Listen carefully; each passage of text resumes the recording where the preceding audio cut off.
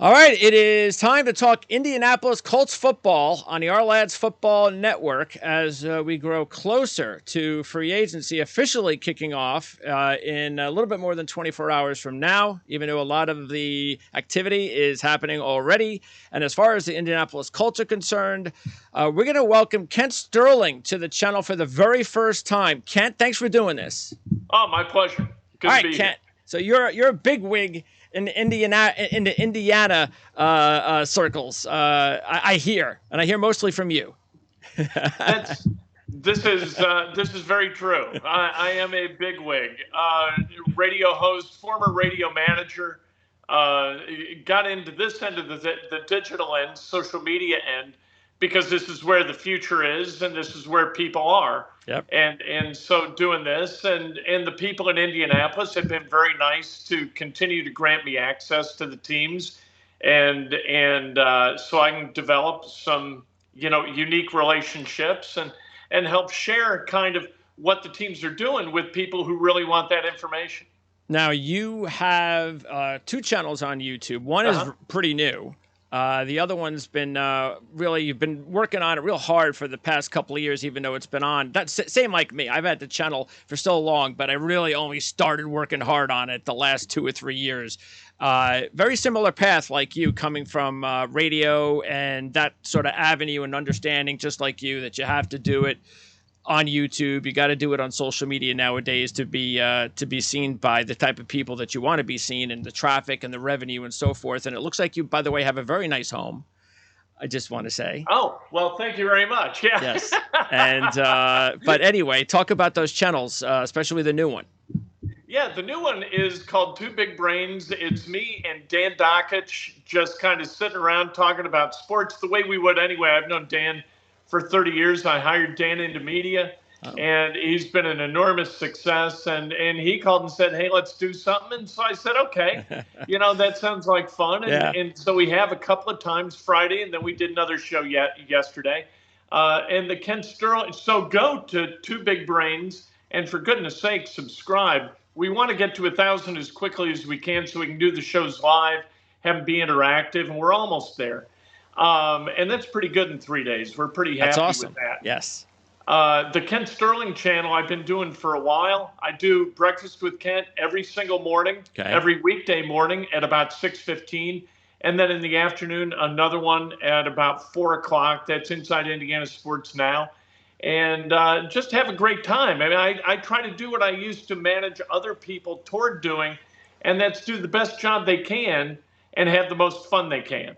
So, would you say, what is the percentage of Indiana talk compared to national? Oh, well, almost 100% Indiana. Okay. I talk about the Colts and the Hoosiers. Indiana basketball is huge here.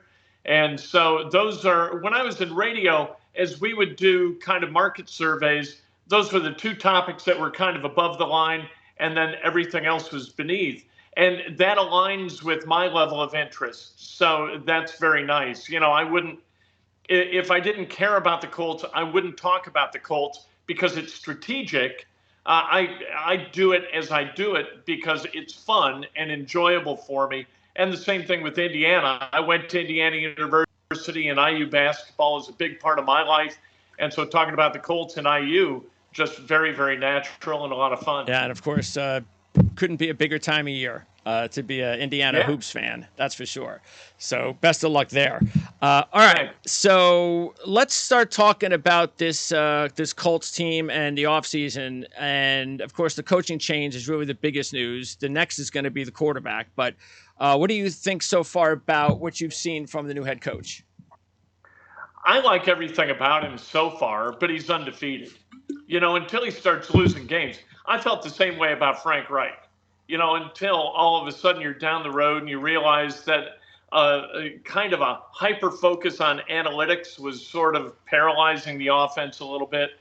But I think Shane Steichen has hit all the right notes so far. He wants a quarterback who's obsessed with playing quarterback. I think that's important. And I think that the Colts have had guys who have been obsessed with quarterback play and guys who haven't been.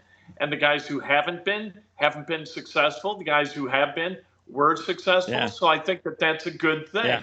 ultimately. But you're right; it's the quarterback position, and I think that Ballard again is going to be graded upon his ability to fill it adequately, which he has not done for the last couple of years. Yeah, been a lot of those older veteran, we're going to put a little Band-Aid on the situation, but it's really time to, now that you've got a young offensive coordinator in there, it's really time to get your young quarterback. So it's definitely going to happen, right? It's just a matter of who. As far as has to. Yeah, it has to. So what do you think is the likely scenario? Which quarterback is the likely quarterback that you think will land with the Colts? You got about 6 guys, including Lamar Jackson, who are a possibility. But I don't think, like Ballard, he always says, I love them picks.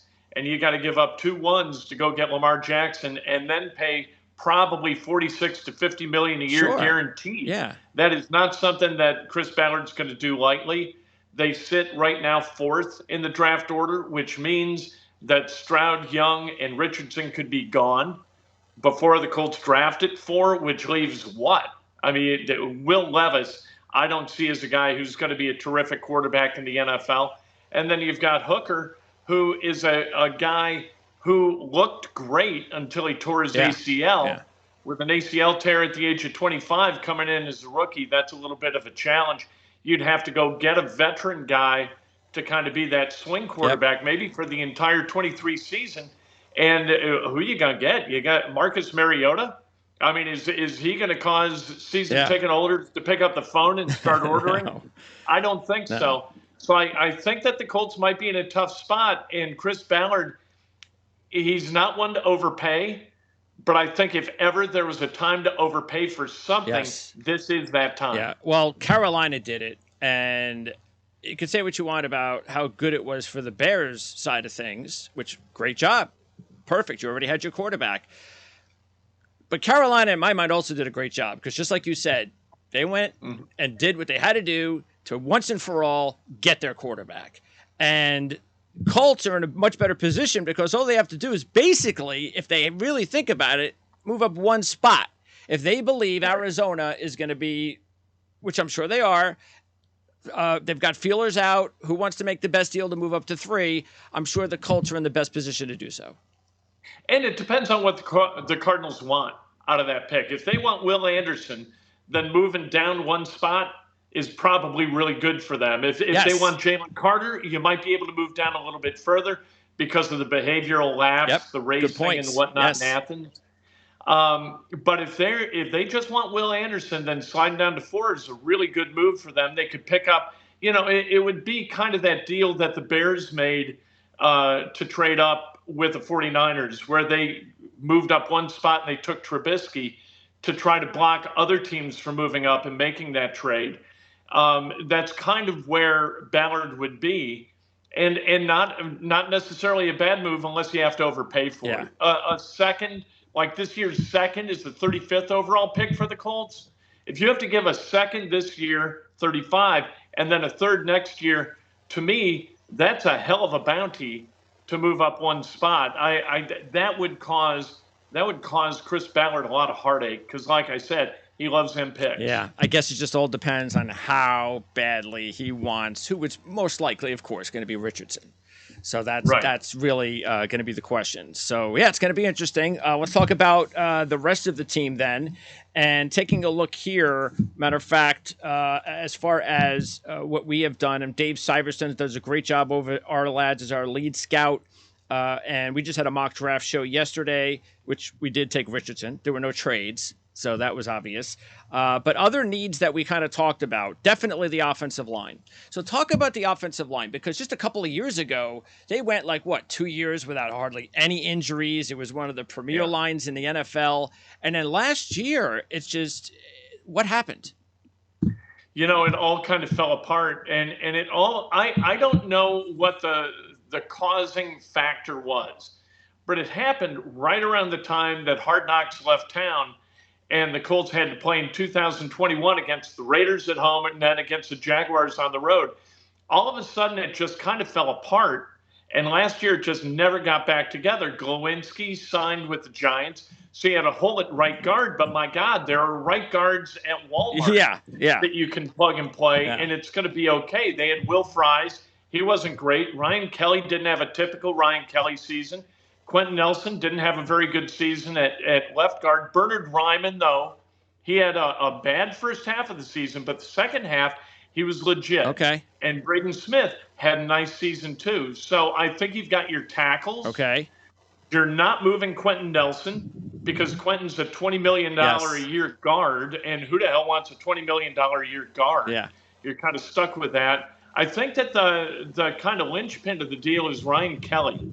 Yeah, Ryan Kelly had a family tragedy during that Hard Knocks season where he and his wife had a baby who was delivered premature, and the baby passed. Okay.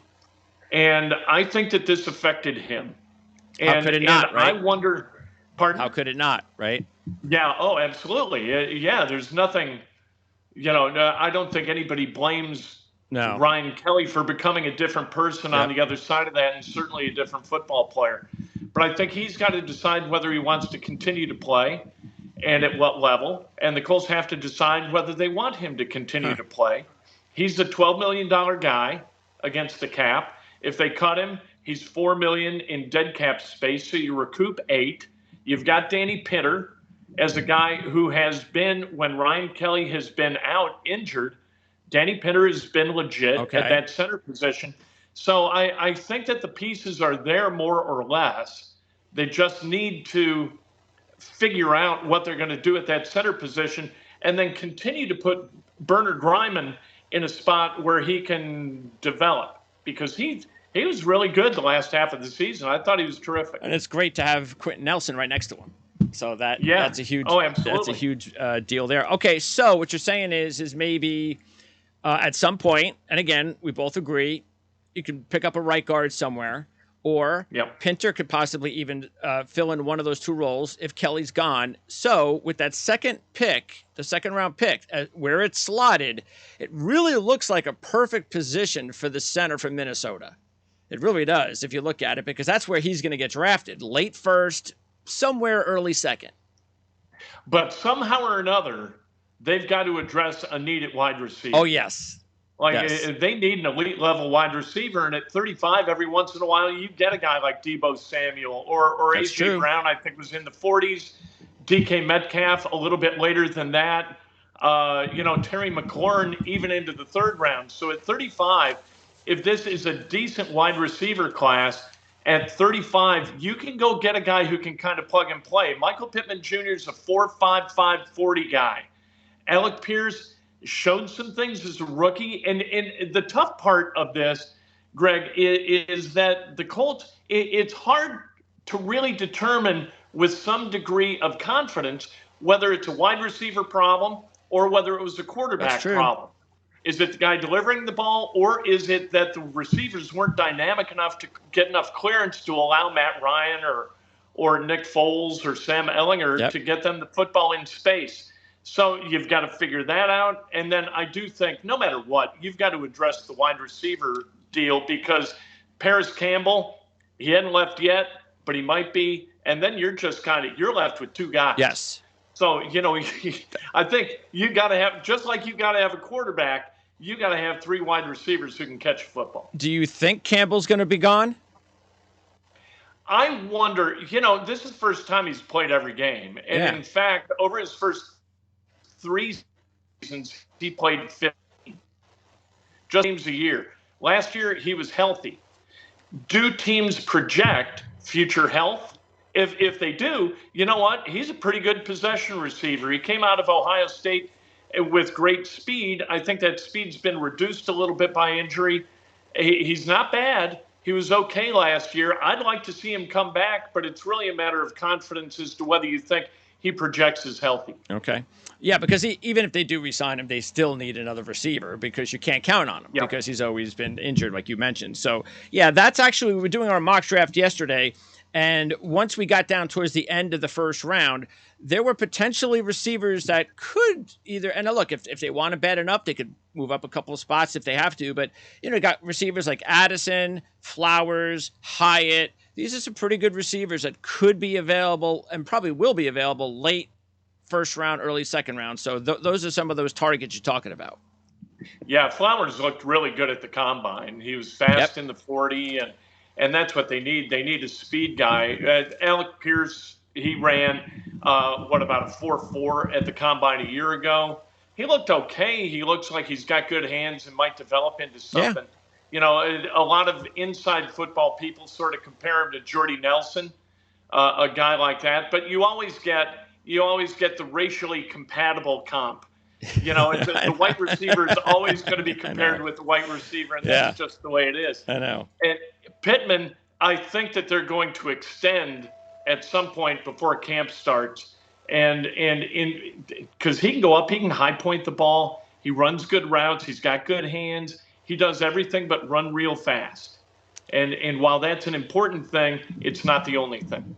When we were actually, it's funny you said that because Dave Syvertson said he compared Njigba, the receiver from Ohio State, to Julian Edelman. And I was like, funny. Really?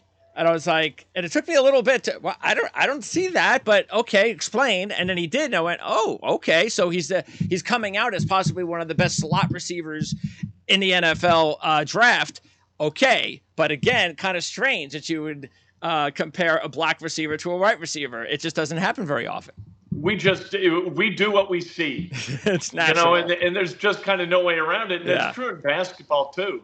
If you got the white shooter guy, the white shooter guy is always going to be compared to a white shooter guy. It's just nobody compares.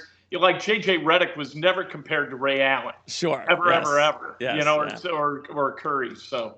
All right, a few more things before I let you go, and that is, first of all, what's going on with Nick Foles and Matt Ryan?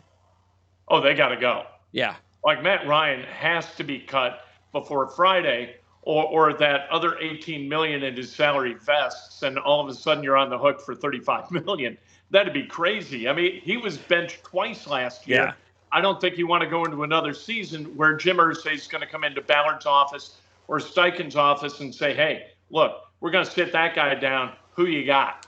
You don't want to go through that again. You'd like to recoup the $18 million and move forward with that cash to go make a move somehow or another to buttress something else. And Foles, if you weren't going to start Foles as the backup the first time they sat Matt Ryan, then why in the world are you paying him that money? I think Foles has got to go too. Okay. The tight end position, it's a very good tight end class, but the investments the last few years, third round, fourth round, that spells we like these guys who want to develop them. As an outside observer, I haven't seen the development yet. So are the Colts satisfied with what they got? And I always hear Mo Alley Cox this and Mo Alley Cox that, but I personally don't see it. Maybe he'll eventually develop into the player that they seem to be touting. Or do you think that this is a position they might actually surprise everybody and go after? I think that would be a surprise. Kylan Granson, they like a lot. Jelani Woods, they like a lot. Ogletree's a guy that they had great expectations for, despite being kind of a late-round guy. But he looked really good at camp. Okay. What the Colts tend to do, and this is one of Ballard's failings, I think, is they tend to see the potential of their own rather than the reality of their own. So they're going to look at a guy like Mo Alley Cox and see the physical construct as well as the mental. He's a really, really good guy. And they're going to say, we've got to find a way to bridge the gap between what he is and what we believe he could be. Okay. They do that a lot. And I think you kind of are the player that you are. Yeah. And not the player that you're projected to be. Yeah. Projections don't win you football games. And I think the Colts kind of have to wrap their arms around that, especially at the tight end position. They really missed Jack Doyle last year. Yes. Like Jack Doyle, a really good block. He's not a 10 out of 10 at anything, but he was an 8 out of 10 at everything. He was a Hall of Good tight end who could plug and play and give you a good block, give you a good pair of hands, run away from guys once in a while, and he was a good leader in the locker room. Jack Doyle's present value was greater than Mo Ali Cox's Yeah. present value. But everybody always sees at the Colts, Chris Ballard sees what they could be. And I think he's got to adjust that thinking. Well, and I bring that up because you just said it with Doyle, that Darnell Washington just looks like he is going to be, I mean, I think he would be a perfect fit with the Colts if they actually didn't have a surplus of younger tight ends because of that blocking ability that he has that you were talking about with Doyle. So look, we've seen stranger decisions. So, but I understand. And it's good to know that even a player like Ogletree is somebody that they're pretty high on. Mm-hmm. All right. So with the last few minutes I have with you defensively, Leonard's injury was just so huge, obviously for this team last year. And then throw in the fact that Okariki's gone, correct? So yes, that becomes an important position, not early in the draft, but maybe a little bit in free agency and maybe in the middle rounds. Well, you've got to, and that's what the Colts have done historically or did under Polian is, they had Mike Peterson and then you go out, he's gone as a free agent. So you go out and get Washington and then he's gone as a free agent. You get Cato June and, I'm sorry. I'm getting a weird call. You're getting a phone call right now? Yeah, it's. I can do that. That's okay. Anyway, you're back. Yeah. Perfect. So they've done that. The outside linebacker is a place where you can kick guys to the curb and you can replace them quite easily. Bobby Okereke didn't have any unique talents. Yeah. He just made tackles that somebody had to make, and he made a lot of them. So he's going to make a lot of money doing that for the Giants. The Colts get to go out and get another plug-and-play linebacker, and maybe it's a third-rounder, fourth-rounder to pair with Leonard. And then Zaire Franklin, who was terrific last year, a seventh-rounder. You don't have to pay those guys a lot of money. Yep. What they really need, they need a Will Anderson-type guy to go raise hell with opposing quarterbacks. And if they don't have that, and they don't have that right now, and Ngakoue he had like 9.5 sacks, but he wasn't very good against the run. There were as many liabilities with him as there were strengths. They've got Pay and they've got Odengbo. Neither of these guys is proven game records from that position. And if you're going to win a championship, you better have somebody on the outside of the line. You better have an edge who can go disrupt the opposing offense. And if you don't have it, you're not going to win. And Will Anderson might be that guy. So it wouldn't surprise me to see the Colts stick at 4, figure out something else at quarterback, and get the guy. If you can't have a great quarterback, don't let the other guy be great. And Will Anderson's going to go a long way toward that. That could be their backup plan, potentially, like you said, is draft Anderson if they can. Again, with Arizona there, I'm not sure how they'd be able to do it unless they trade it out. But get a guy like that, and then who knows? Maybe you do draft a hooker with your second-round pick. Yep. So and you could do that, and you could. Then you got to find the gap guy. Then you got to do that. Maybe Gardner Minshew, somebody like that, who again. Like Jim Irsay likes it when the community is engaged with his franchise. Obviously, it's good for his pocketbook, and then he can go out and he can buy more rock and roll knickknacks at auction. But like the phone isn't going to ring because Gardner Minshew or Marcus Mariota are your quarterback. No. But Hooker might be the best long-term play, and you get Anderson besides. And so why give up the 2 ones and $50 million a year to go get Lamar Jackson when at least if past his prologue, he's going to play 12 games for you every season? Yeah. Maybe Baker Mayfield? Oh, jeez.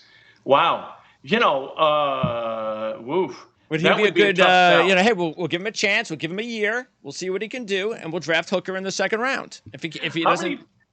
How many teams does Baker Mayfield have to wash out with before people go, maybe not us? I think the best thing for him would have been to just stay with the Rams and to stay with that system because he actually looked like a serviceable quarterback for a few games under McVay.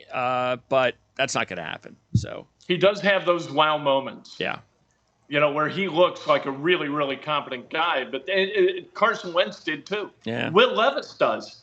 Like Will Levis, if you look at Will Levis, 7 out of 10 plays, he looks like Dan Marino. And the other three, like he looks like he's blindfolded. Yeah, yeah. You know, what are you going to do? Yep. Well, I don't think the Colts fans have to worry about that. So, unless they trade down. Knock wood. Yeah. All right. So, before I let you go, anything else that I missed regarding, especially on defense, anything else I missed that we should be keeping an eye on that the Colts are going to have to improve on? Well, they got their kicker. And that's a good thing. Okay. I mean, you go out and you sign Gay. He's missed only 2 kicks the last 2 years in each of those years. So the Colts lost 2 games, or they lost 1, they tied 1 because of the kicker. You know, if you can go out and spend people are upset. Like, oh, we need all of these things. All of these boxes need to be checked. It doesn't happen in one offseason. No, yeah.